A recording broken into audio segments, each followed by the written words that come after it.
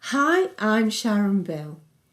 As my lessons continue to work through the ABRSM Grade 6 Music Theory Workbook, I now return once more to question 2, and in this next lesson I turn to question 2, exercise 6. In question 2, we are required to allocate a 4-part harmony by realising a figured bass.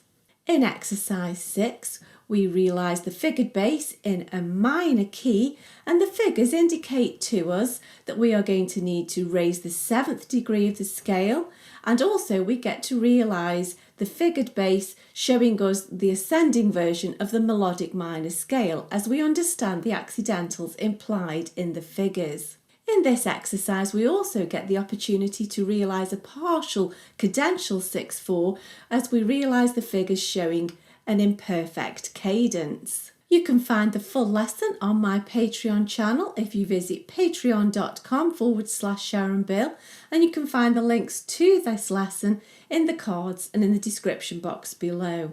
After this short little video, you'll see sample examples taken from the full lesson to show you how I work through this exercise step by step, note by note, explaining everything that you need to understand to successfully complete this question. Everything you need to understand, all of the harmony that is required for this question, can be found in my Harmony and Composition textbook. This book is available from Amazon, and again you can find the links to this in the cards and in the description box. Enjoy your studies! So we're in A minor, and no figures is a 3/5, or we say 5/3, don't we?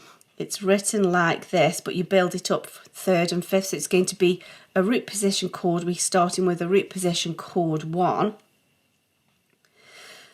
And then we're going to have a passing 6/4 here, because that's a 6/3 when there's no number other than 6. It's a 6/3. So that's going to be a 3rd above and a 6th above. So that's going to be a chord 1B with the C in the bass. And then here we've got a second inversion chord. We have a 4th above and then a 6th, which is raised. That's your G sharp. That's our leading note, the raised 7th. That's going to be a chord 5C, an E, G, B chord, G sharp B chord with a B in the bass, and then we have a chord 1. So we have this passing 6/4 here.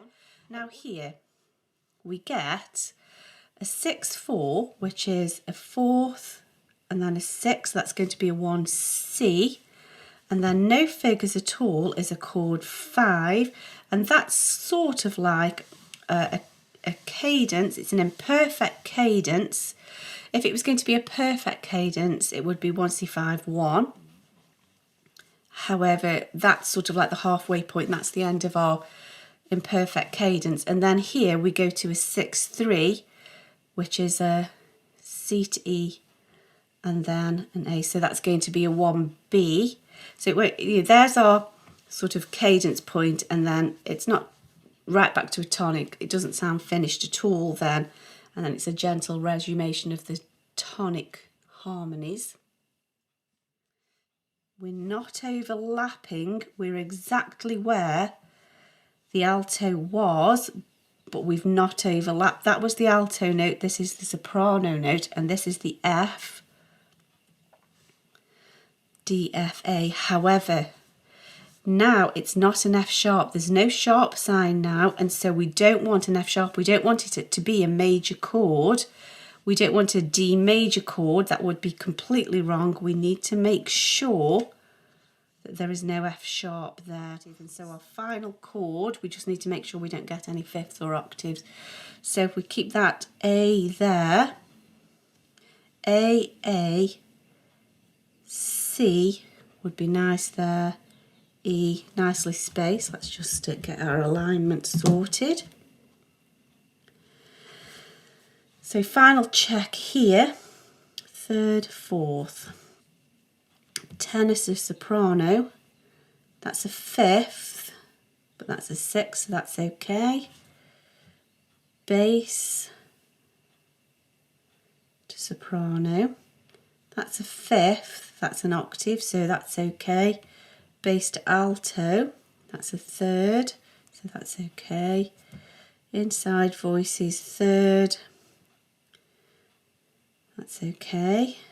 And then octave third. You couldn't have the A and the A here because that would be octave, octave.